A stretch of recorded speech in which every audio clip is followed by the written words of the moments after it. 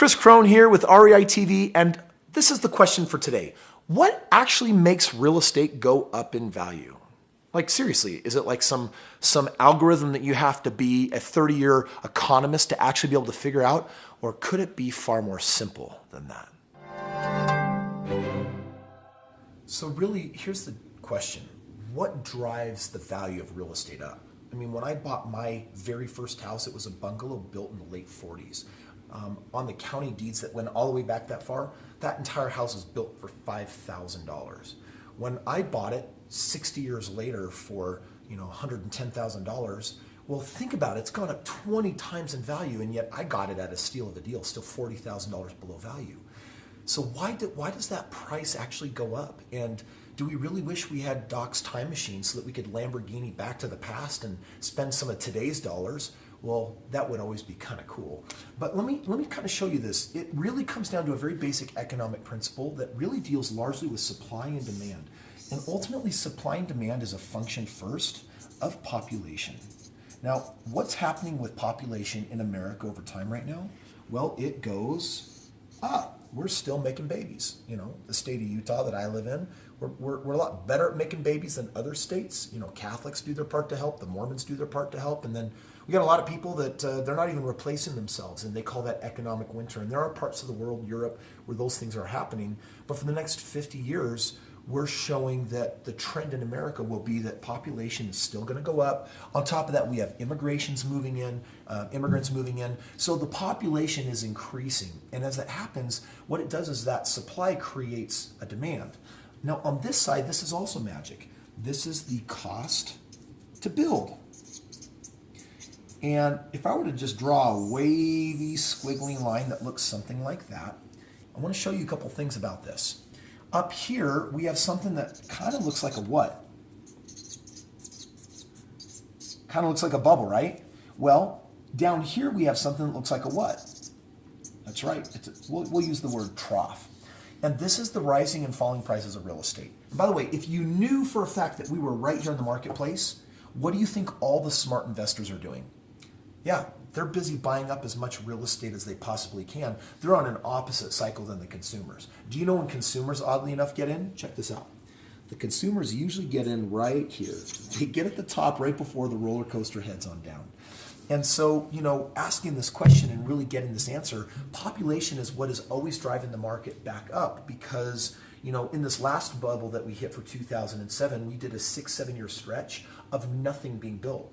Well, if you go 6 or 7 years without building, no construction, it's hard on that market, but it's not like the builders get lucky and all of a sudden they just decide to start building things again. Population continues to grow and we start feeling this, oh my gosh, I moved in with my parents and they moved in with their parents. And all of a sudden when the economy heals and gets back on its feet, part of what drives that is that people need homes. And you're right, these prices over here, they were inflated. Maybe up at the top, my median home price was selling for $200,000. And at the bottom of the trough, they went all the way down to maybe $150,000. But why must they go back up? Because population and the cost to build always find a beautiful equilibrium. Well, it actually costs $180,000 to build that house.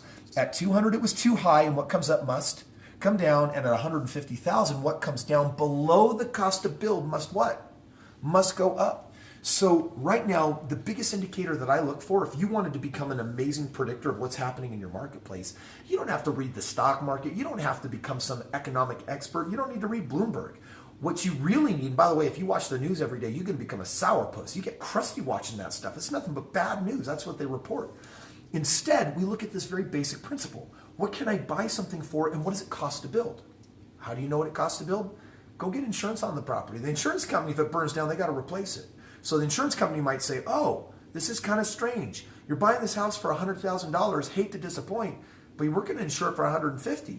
And you could get your panties in a knot and say, whoa, I'm not paying $50,000 more for my insurance. You crazy? No.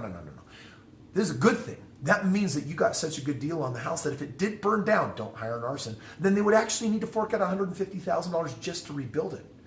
I do this all the time. There are always low places in the market. My national team, we're always scouring and going to specific places. Right now, we're huge in Tennessee, huge in Vegas, we're huge in Florida. We're huge in these markets where the homes used to be selling for $250,000.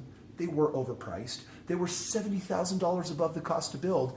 But when they course corrected, because no one could afford to buy them and the banking industry was shutting everything down and no one wanted homes, they artificially fell below the cost to build, which meant that builders couldn't afford to actually pay money. No one wanted them to pay money to build something new, and especially not for more than what the going market was. So I'll go into a marketplace. I want you to learn how to go in the marketplace, and something that was selling for $250,000, something that cost maybe closer to, let's call it $200,000 to build. If you can buy it for $170,000, you're buying that for $30,000 below its cost to build. And that should put a really big smile on your face if you understand these deals. And I'm trying to get a good indication on my equity. And so what's interesting about this conversation is you got to look at the CMA, watch that other video on the comparable market analysis on what equity may be in my property today.